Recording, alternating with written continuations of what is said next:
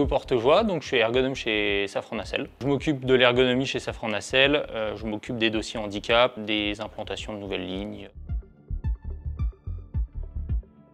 Pour introduire des nouvelles technologies, je pense que la première chose à faire, c'est de mettre en place une démarche participative. Pour introduire une nouvelle technologie dans les entreprises, on passe obligatoirement par une analyse de l'activité pour connaître les besoins des utilisateurs.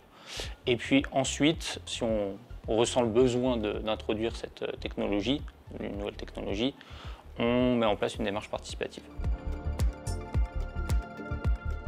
Les entreprises, aujourd'hui, elles introduisent des nouvelles technologies, notamment pour réduire les accidents de travail, réduire les maladies professionnelles.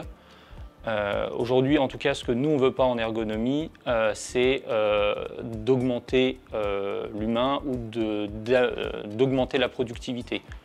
On est quand même dans une logique d'améliorer éventuellement les performances, mais il ne faut pas que ce soit la raison principale. Je pense qu'aujourd'hui, pour les nouvelles technologies, c'est difficile encore de l'amener en prévention. Je parle de mon point de vue pour les exosquelettes. Aujourd'hui, les gens qui ne ressentent pas forcément de douleur ou des choses comme ça, ils ne ressentent pas le besoin d'utiliser un exosquelette. Et l'exosquelette est assez stigmatisant dans les ateliers, ce qui fait que les gens ne veulent pas forcément le porter, de peur du regard des autres aussi. Il y a besoin d'un accompagnement pour les opérateurs. C'est important que, déjà qu'ils soient intégrés dès le début dans le groupe de travail justement pour introduire ces nouvelles technologies, pour qu'ils soient acteurs de leur propre démarche et de leurs propres conditions de travail.